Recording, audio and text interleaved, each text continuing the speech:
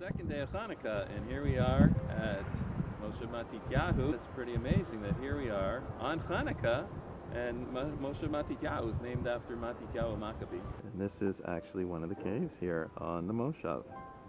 Moshav's full of old vineyards, and now we're going to go take a look at an old wine press from the time of the Hasmoneans.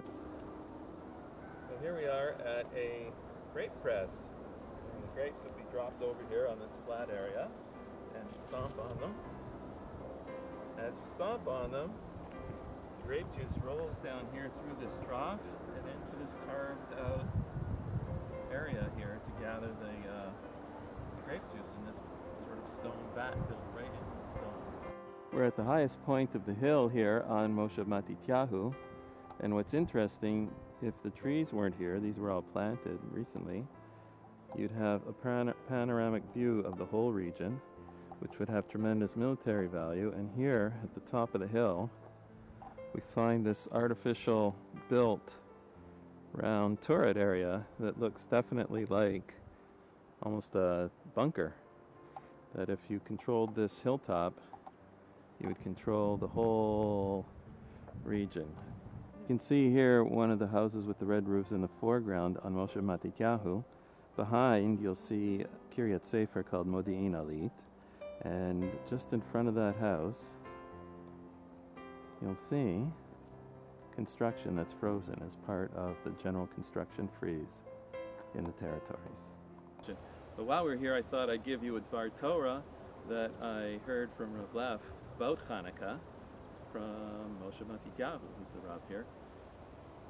On Chanukah, there's two additions that we make to the Siddur, and one of them is Al Hanisim, and the other one is we say Hallel. Hallel, as we all know, is we're thanking the Almighty for the miracle. We were near destruction, and we praise the Almighty because our imminent defeat was turned into a victory. Chanukah is primarily a military victory that the Jews achieved over the Syrian Greeks. The other thing that we add to the prayers is in Al Hanisim. Now it's very interesting, we normally don't do two things that achieve the same end. And Hallel is to thank God for the miracle and praise the Almighty. So what are we doing when we're saying Al Hanisim? We thank God for the miracles, the redemption, and at the very end we say Ve'al HaMilchamot. And we thank God for the war. It's very strange that we're thanking the Almighty for the war. We're thanking God for the victories. But wait a second, that's Hallel.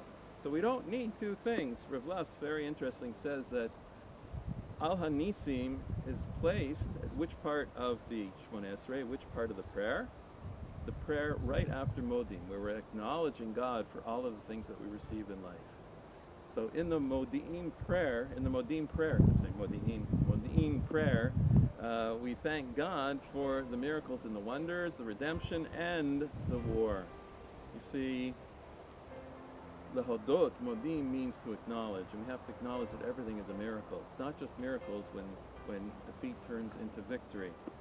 Sometimes we have to acknowledge that the Almighty's hand is involved in history when things are going great. The Jews were assimilating into Greek culture. Everything was going wonderfully. There's wealth, bounty in the land. But Mattityahu, from around this area, saw that the future of the Jewish people was about to be destroyed spiritually. And he rose up against the Syrian Greeks, who, had it not been for the civil war, for the war that the Hellenists fought against the Jewish people, we probably would have assimilated out of existence, assimilated totally into Greek culture. And it was only a war that we had that caused us to wake up, rise up, and fight for what we really believed in. So it's a message for all of us that Chanukah's story is still taking place in modern times, and that the Jewish people are assimilating, and that we have to realize that we have to stand up and fight for our Jewish identity, come rebuild the land according to Jewish values, and fulfill our destiny as a Jewish people.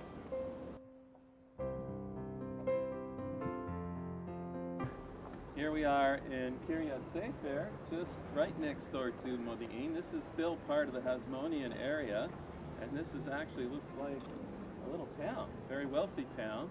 This was discovered as they were building the neighborhood here. And here we have a Bet Knesset, a shul from the time of the Hasmonean period when the temple was already still standing. You can see the stone floor as you arrive inside the synagogue. Very unusual. There's the pillars on side, raised up area,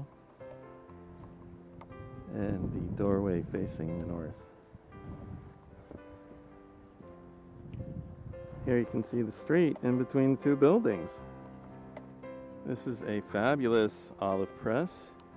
See, you press the olives there in the middle and they drip down into the containers down below. Actually, this could have been a Hasmonean city, probably was, after the rededication of the temple, and they would have been making olive oil here to light their Chanukah. And here are some more Hasmonean caves right in this village. Imagine living in this 21st century building.